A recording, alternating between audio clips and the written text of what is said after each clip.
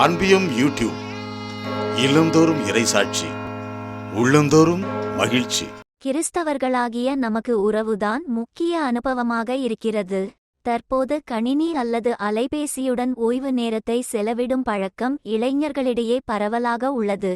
திருத்தந்தை பிரான்சிஸ் கடவுள் அன்பாக இருக்கிறார், அவருக்குள்ளேயே உறவாக இருக்கிறார் என்பதை இயேசு நமக்கு வெளிப்படுத்தியது மட்டுமன்றி அதற்கும் சான்றாகவும் இருக்கின்றார் என்றும், இந்த மறையுண்மையில் நம் இருப்பின் இலக்கையும் நிறைவையும் காண்கிறோம் என்றும் கூறினார் திருத்தந்தை பிரான்சிஸ்.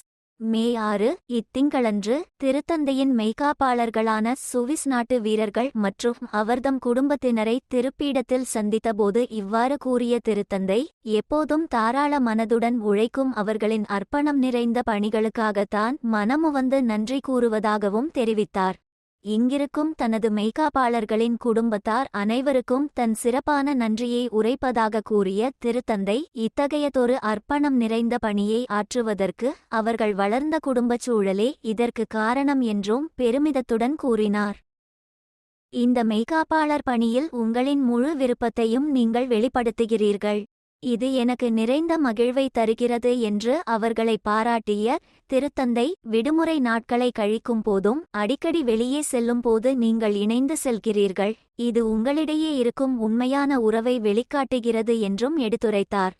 நல்ல உறவுகளே நமது மனித மற்றும் கிறிஸ்தவ வளர்ச்சிக்கும் முதிர்ச்சிக்கும் உயர்பாதை என்று சுட்டிக்காட்டிய திருத்தந்தை, பெற்றோர், சகோதரர் சகோதரிகள், பள்ளி தோழர்கள், ஆசிரியர்கள், நண்பர்கள், உடன் பணிபுரியும் சக பணியாளர்கள் மற்றும் பலருடனான உறவுகளின் வழியாக நாம் சிறப்பான ஆளுமை பண்புகளை கற்றுக்கொள்கிறோம் என்றும் தெரிவித்தார்.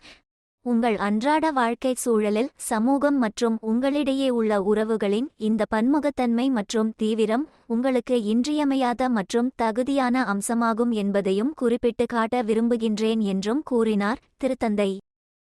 சமூக வாழ்க்கையை சுறுசுறுப்பாகவும் தீவிரமாகவும் வளர்க்குமாறு உங்களை கேட்டுக்கொள்கிறேன் என்று கூறிய திருத்தந்தை, இன்று கணினி அல்லது அலைபேசியுடன் ஓய்வு நேரத்தை செலவிடும் பழக்கம் இளைஞர்களிடையே பரவலாக உள்ளது என்பதையும் சுட்டிக்காட்டினார்.